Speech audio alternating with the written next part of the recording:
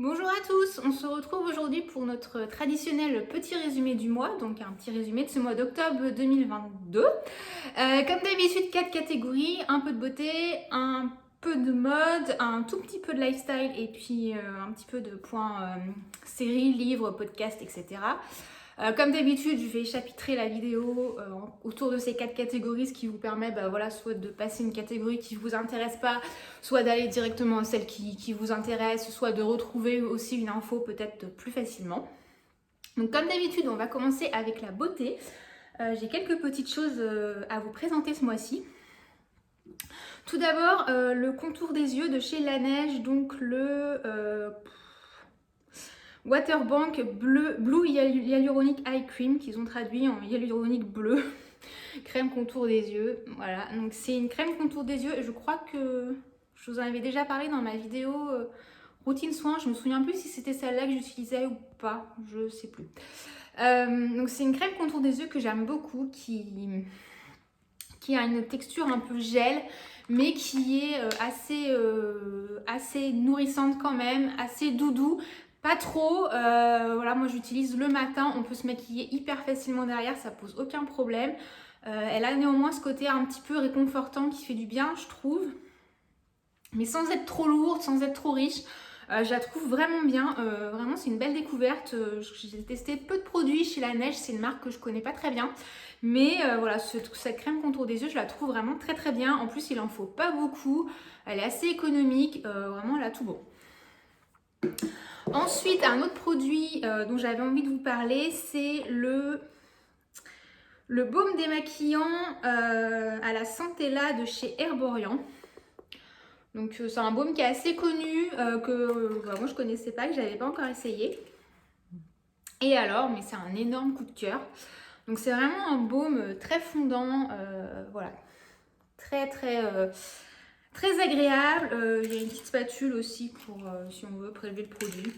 Après moi je le fais avec des mains propres, donc ça ne me pose pas trop de problème. Le format est hyper pratique parce que à transporter si on veut, voilà, ça prend pas de place, c'est hyper pratique. C'est un baume démaquillant. Alors au niveau de l'odeur, ça sent pas grand chose. J'ai une petite odeur, mais je saurais pas dire ce que c'est, mais c'est agréable. Je sais pas s'ils le mettent. Oui, il y a du parfum dans le. Je vois ça en dernier ingrédient de la composition, mais je sais pas vraiment ce que. Je pourrais pas vraiment décrire. Enfin, alors moi, décrire les odeurs, c'est pas mon point fort, vous le savez. Mais voilà, c'est très léger, c'est très agréable. Il est parfait ce baume. Il le fond très bien en huile sur la peau, au contact de la peau. Il est pareil, c'est hyper doudou, c'est hyper réconfortant. Enfin, pour la saison qui arrive, je le trouve parfait.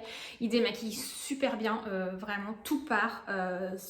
Même les yeux, le mascara, j'ai pas besoin de frotter, ça part super vite, ça se rince très bien, ça s'émulsionne hyper bien, ça laisse pas de fume sur la peau, rien. Il est vraiment, je le trouve fantastique et j'avais lu beaucoup de revues positives dessus et je comprends pourquoi. Vraiment, c'est un gros coup de cœur. Je l'ai pas utilisé beaucoup, hein. J'en suis vraiment au début, mais ça m'a suffi pour me faire une opinion. Dès la première utilisation, ça a été le coup de foudre.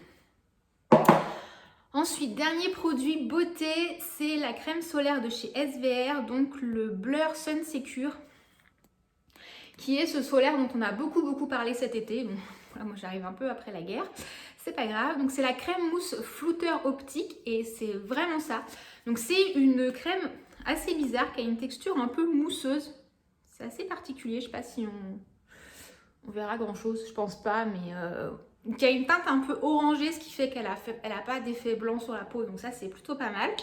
Et c'est une espèce de mousse, alors quand on l'applique c'est assez particulier, c'est très siliconé, j'ai pas vérifié la composition mais je pense qu'il y a énormément de silicone. Et de toute façon c'est un peu comme les bases de teint finalement qui ont cet effet flouteur de pores, en général c'est blindé de silicone, donc je pense que ça c'est pareil. Et elle a vraiment, on dirait vraiment une base pour le teint en fait qui floute tout, qui fait une belle peau, qui a un fini vraiment mat sur la peau. Voilà, ça fait vraiment, ouais, ça a vraiment cet effet flouteur, belle peau, c'est une super base de maquillage. Vraiment, je comprends pourquoi tout le monde parlait de ce produit et tout le monde disait qu'il était fantastique parce que c'est vraiment le cas. Par contre, à l'application, je trouvais ça un peu bizarre parce que c'est un peu épais, je trouve. c'est pas super agréable et en fait une fois qu'on l'a étalé ça s'oublie complètement et on n'a pas cette sensation de couche sur la peau alors que j'avais un peu peur que ce soit le cas puisque voilà je le trouvais quand même assez épais. Mais non, une fois qu'il est appliqué, on l'oublie. Alors par contre, petit bémol, je pense, comme tous ces produits très très siliconés, je pense que voilà, ça peut être problématique pour les gens qui ont par exemple tendance à faire des imperfections parce que souvent les produits comme ça très siliconés, ça contribue à ça ou ça bouche les pores, etc. Donc ça, je pense que c'est un peu le bémol de ce produit-là. Moi, j'ai pas, pour le moment, j'ai pas eu de problème.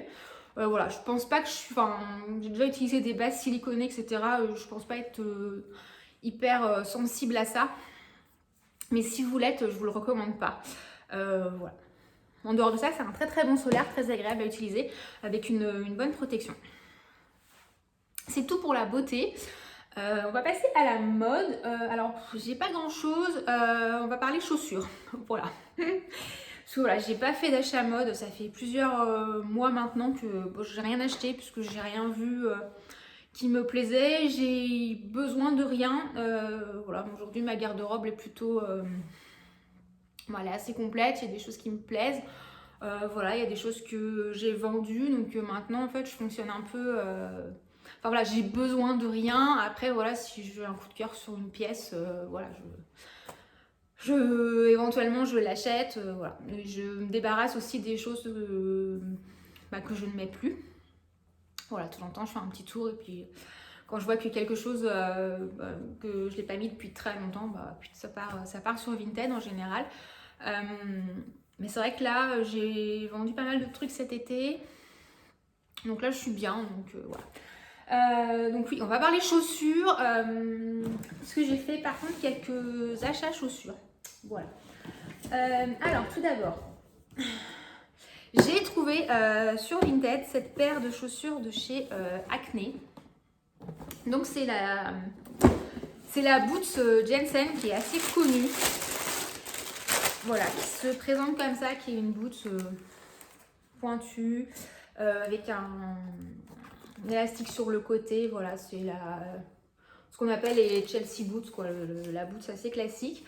C'est un modèle qui me faisait très envie. Je crois c'est plus vendu, j'ai l'impression, parce que tous les sites sur tous les sites qui revendent, c'est mis comme étant indisponible, et ça fait des mois que c'est comme ça, donc je pense que c'est un modèle qui ne se fait plus. Enfin voilà, c'est l'impression que j'en ai. C'est un modèle qui me fait de l'œil depuis très longtemps, mais à l'époque où elles étaient encore dispo, j'avais pas forcément les moyens de mettre ce prix-là dans une paire de chaussures. Donc je m'étais rabattue sur le modèle Anoki chez Jonak, qui a à peu près le même style, mais qui... alors, les Anoki sont bien, je les ai revendus sur Vinted du coup. Mais au niveau de la cheville, là, elles sont plus serrées, je trouve. Et moi, j'ai pas la cheville très très fine. Donc ça a vite tendance à me faire un bourrelet au niveau de la cheville. Donc c'est pas très joli. Celles-là sont un peu mieux adaptées finalement à mon pied. Donc quand je les ai trouvées, elles sont neuves. Enfin voilà. Elles sont vraiment en état neuf. Elles ont même été... il y a un patin qui a été posé dessous. Enfin, nickel.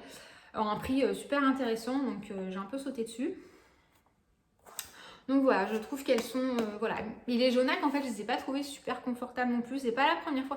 Chez Jonak, en fait, soit ça va pas du tout. Enfin, voilà, je les ai pas trouvées toujours très très confortables. Donc celles-là me paraissent mieux pour mon pied. Puis en plus, j'aime bien ce petit bout avec le petit tour métallique que les autres n'avaient pas. Je trouve que voilà, ça finit un peu la chaussure. Donc voilà, je suis très contente de les avoir trouvées. C'était un peu inespéré parce que voilà, vraiment j'ai l'impression qu'elles se font plus du tout, c'est dommage. Mais bon. Ensuite, autre paire que j'ai acheté il y a déjà plusieurs mois. J'ai dû acheter ça au printemps. Voilà, j'en avais pas parlé avant puisque c'était pas de saison. Voilà. Et puis voilà, c'est une paire en fait de chez Chloé. Et c'est vrai que à l'époque, j'étais pas forcément à l'aise de présenter ce genre d'article. Voilà, mais les choses ont changé depuis qu'on en a un petit peu parlé, notamment à l'occasion de ma vidéo sur les achats luxe. Enfin bref, donc je me suis offert cette paire de chez Chloé qui est le modèle Susanna, qui est très connu chez la marque, qui sont des chaussures dont je rêvais depuis très longtemps. Donc c'est ces chaussures ça fait un peu mal aux yeux, mais voilà, c'est ces chaussures en fait. Donc c'est une bottine avec un zip, et puis des petits clous et des brides et des machins. Enfin voilà, moi c'est tout ce que j'aime, mais c'est un peu particulier. Mais alors j'ai toujours eu cette paire de chaussures en ligne de mire. Je pensais pas pouvoir me les offrir un jour, mais j'ai fini par pouvoir le faire. Donc j'ai cagnoté pendant un petit moment. Je les ai achetées au printemps puisque à chaque fois elles sont pas dispo. Là j'ai pas regardé, mais ça se trouve elles sont encore pas dispo dans ma taille. J'avais déjà regardé l'hiver dernier, elles étaient pas dispo dans ma taille, elles étaient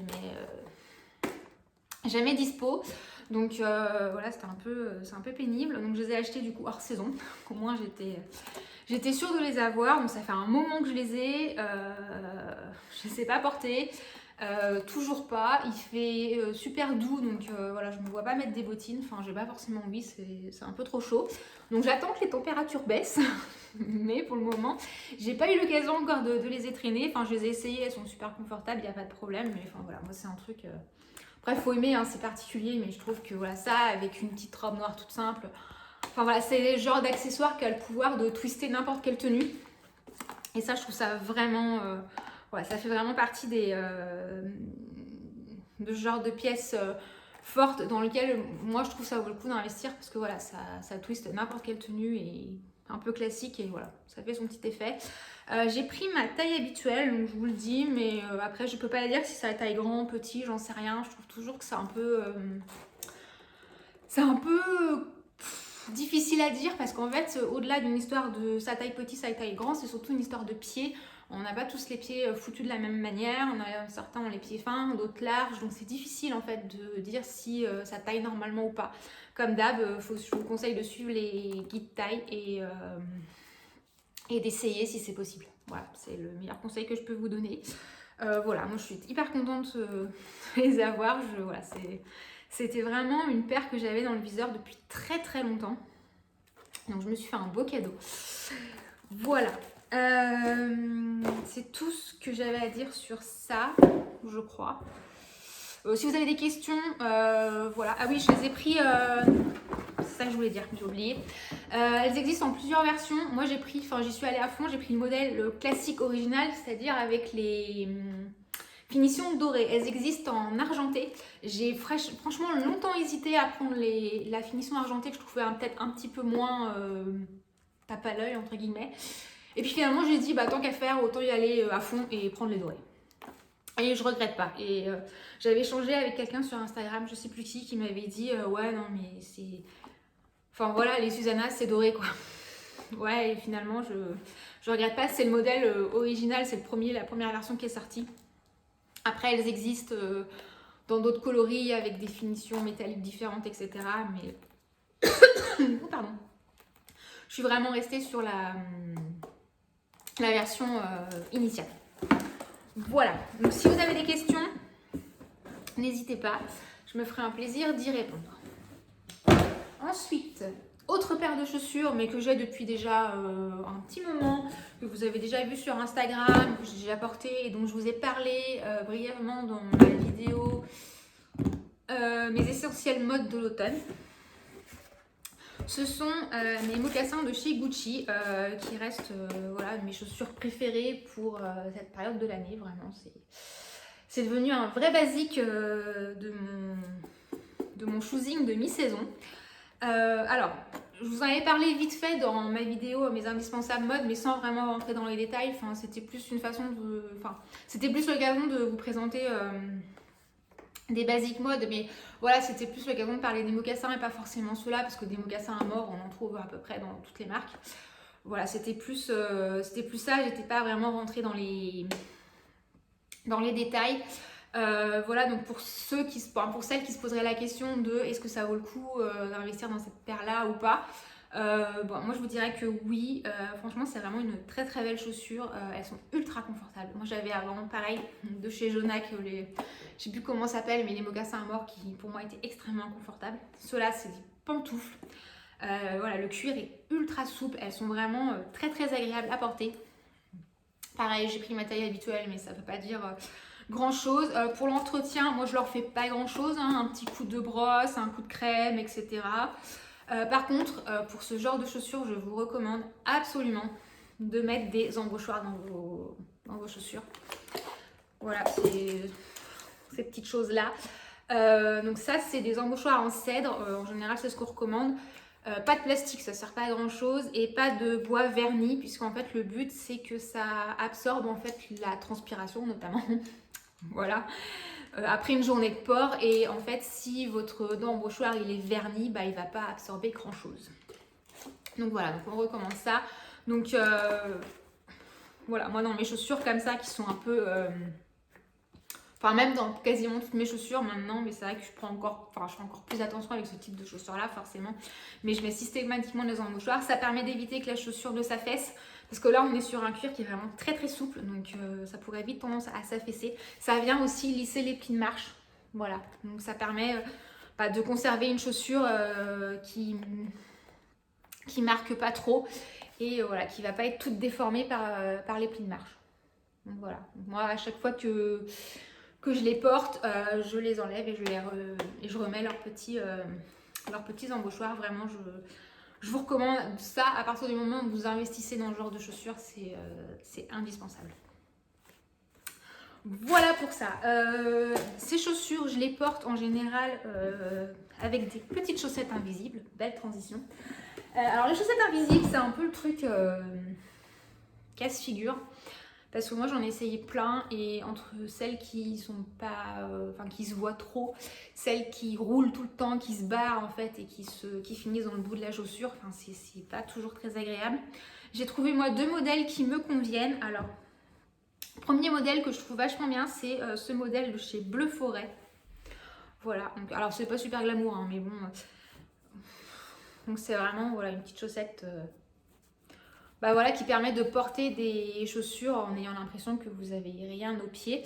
Parce que moi je déteste être pieds nus dans les chaussures fermées, c'est un truc que je supporte pas. Vraiment, ça colle, ça chauffe, vraiment je ne supporte pas. Donc ça typiquement c'est les petites chaussettes que je porte dans mes baskets. Voilà, puisque ça me permet de porter mes baskets quand je mets... soit l'été avec des robes, voilà, soit là même avec des pantalons, voilà, on a l'impression que je suis pieds nus, mais en fait non. Alors parfois selon les chaussures, elles peuvent se voir un tout petit peu, mais franchement ça va. Voilà, après il faut vraiment être dessus, voilà, à moins de se foutre à 4 pattes au pied de, voilà. Je pense que ça se voit pas plus que ça. Je les trouve vraiment bien, elles bougent pas, vraiment, elles restent bien en place. Le seul problème c'est qu'elles montent assez haut sur le pied. Ce qui fait que pour les baskets, c'est très très bien, mais alors pour les mocassins, ça va pas du tout. Donc pour les mocassins, j'avais trouvé un autre modèle. Alors sur Amazon, j'essaierai de vous retrouver un lien. Et elles sont vraiment pas mal, donc elles ont une matière un peu, je dirais un peu du lycra, je sais pas trop, puis une matière un peu coton derrière. Elles ont une petite bande derrière siliconée qui font qu'elles ne bougent absolument pas. Et du coup, elles sont un peu moins haute sur le coup de pied. Donc dans les mocassins, c'est impeccable. Ça, je mets ça dans mes mocassins, ça se voit absolument pas, c'est parfait. Voilà, sujet pas forcément très glamour, mais bon, c'est ainsi. Voilà, ce sera tout pour la mode. Pour la catégorie lifestyle, j'ai pas grand chose à vous présenter, j'ai pas fait grand chose, j'ai pas découvert grand chose non plus. J'avais envie de vous reparler des lessives Peacock. J'en avais parlé il y a longtemps dans une vidéo résumée du mois, mais ça date d'il y a plusieurs mois. Donc Peacock, c'est des lessives fabriquées en France et d'origine naturelle. Donc moi, avec moins de saloperie que les lessives conventionnelles. Donc c'est... ils mettent respect des peaux sensibles, vegan, cruelty free, etc. Voilà, lessive éco-responsable, pas de conservateur, pas d'azur optique, pas de colorant, pas d'enzymes. Et puis respecte les peaux les plus sensibles. Donc j'avais acheté comme ça un lot avec les bidons, et c'est des lessives que j'aime beaucoup. Je les trouve vraiment pas mal. J'avais l'habitude d'utiliser pas mal celles de chez Kerzon, mais qui reviennent plus chères, je crois. Enfin, je suis quasi sûre. Donc j'avais découvert ça. Les parfums sont bien, donc il y a éclat, ça c'est éclat d'iris, c'est pas celui que je préfère, c'est un peu léger. Il y a bois mythique qui est une odeur un peu boisée, et puis mon préféré qui est celle à la fleur d'oranger que vraiment j'adore. Après ça parfume pas les vêtements énormément. Voilà, il y a une petite odeur agréable, mais c'est pas très fort. Moi, ce qui me va, parce que j'aime pas non plus les lessives qui sont trop... qui restent trop sur les vêtements, puisqu'après, ça peut jurer avec le parfum, etc. Donc, j'aime pas forcément. Donc ça, pour moi, c'est juste le bon compromis. Voilà, ça lave bien. Il n'en faut pas beaucoup. Voilà, je peux pas vous en dire... Voilà, c'est une très très bonne lessive. Et du coup, j'avais acheté il y a quelques temps. Et je trouve ça pas mal. Ah, vraiment, c'est très lourd. Et en fait, c'est en finissant un truc comme ça que je me suis dit qu'il fallait que je vous en reparle. Et j'avais acheté en fait les recharges. Voilà, donc c'est énorme. Ça fait 5 litres, je crois. Oui, c'est ça. Mais ça fait 5 litres. Donc, il y a de quoi faire. Donc, c'est pas forcément super pratique. Du coup, j'avais gardé les bidons vides pour les remplir. C'est pas toujours super pratique à remplir, mais ça se fait. Mais en fait, je trouve ça que c'était hyper économique du coup. Et en fait, je trouve ça vraiment bien, voilà, parce que c'est quand même un peu moins de déchets, parce que 5 litres, c'est énorme, quoi. Ça fait quand même 5 bouteilles comme ça doit faire 1 litre, ça, ouais, donc ça fait 5 bouteilles comme ça, donc en termes de déchets, on est quand même pas mal. Donc voilà, donc j'en suis vraiment très contente. J'ai posé ça là, donc j'avais eu une offre, je sais que des fois il y a des offres, j'avais dû avoir 20%, un truc comme ça, donc ça valait vraiment le coup. Ce sera tout pour cette partie lifestyle un peu ménagère de moins de 50 ans. Mais bon, vous savez que moi, la lessive, c'est un peu une passion dans mes vies. Voilà, je pense que je vous ferai peut-être une vidéo entretien du linge ou un truc comme ça si ça vous intéresse. Mais, parce que j'ai des questions des fois sur comment j'entretiens typiquement ce que je porte, là, un top en soie et tout, comment j'entretiens mes cachemires, mes mailles, etc. Donc pourquoi pas. Bref, on va passer à la dernière catégorie. La catégorie série, livre, podcast, le point culture. Alors, j'ai pas énormément lu ces temps-ci, je suis un peu en train de ralentir la cadence à mon plus grand désarroi, parce que là j'étais repartie sur un bon rythme, j'étais contente. Mais là j'ai eu un peu moins de temps, un peu la flemme, un peu plein de choses. Donc je n'ai qu'un livre ce mois-ci. C'est un livre de Elena Ferrante, je suppose que ça se dit comme ça. La vie mensongère des adultes. Voilà, donc ça c'est un livre que ma belle-mère m'avait prêté. Donc en fait c'est l'histoire d'une petite fille, enfant unique d'un couple de profs qui choyée par ses parents, mais en fait à un moment donné son père, il surprend une conversation entre son père et sa mère, et son père dit que oui, elle est en train de prendre les traits de sa tante, donc la sœur de son père, qui a priori n'est pas une personne recommandable. Donc elle, ça la travaille un peu. Et elle va chercher à savoir qui est cette tante pour voir vraiment si elle lui ressemble et pour voir un peu où ça coince. Et voilà. Et en fait, au fur et à mesure où elle va découvrir cette tante et parler avec elle, en fait, ses certitudes sur ses parents, etc. vont un peu voler en éclats. En gros, ça va foutre un bordel monstre dans sa famille. Voilà. J'en dirai pas plus, pas spoiler non plus. Mais voilà, donc j'ai pas, ça m'a pas emballé. Pour info, c'est du même auteur que celle qui a écrit L'Amie prodigieuse, donc j'ai entendu parler aussi il y a pas longtemps, parce qu'ils avaient dû faire une adaptation télé, donc si ça vous dit quelque chose. Mais voilà, donc j'ai pas accroché du tout. En plus, j'ai trouvé que ça finissait en queue de poisson. Alors, moi, j'ai horreur de ça. Voilà, ça finit un peu là, on sait pas trop ce qui se passe. Franchement, j'ai pas du tout accroché. Voilà, je l'ai lu parce que voilà, moi j'ai tendance à, quand je commence à lire un truc, je vais au bout. Quand je commence à regarder un film, je vais au bout, même si ça me plaît pas, même si, enfin voilà. Voilà, je veux toujours aller. Moi, quand je commence un truc, je le finis. Mais voilà, donc non, j'ai pas du tout aimé, j'ai pas du tout accroché. Voilà, ensuite j'avais envie de vous parler d'un podcast que j'ai écouté. C'est un podcast que je connaissais pas. Je crois que j'en avais entendu parler par Marielle du blog de Neroli. Ce qui serait pas étonnant puisque c'est un truc sur les faits divers et c'est quelque chose qu'elle aime bien. En fait, j'ai écouté ça un peu par hasard à un moment où je faisais du rameur pour un peu m'occuper l'esprit. C'est le podcast Homicide et c'était les 4 épisodes qui étaient consacrés à l'affaire Doutreau. Et j'ai trouvé ça vraiment bien.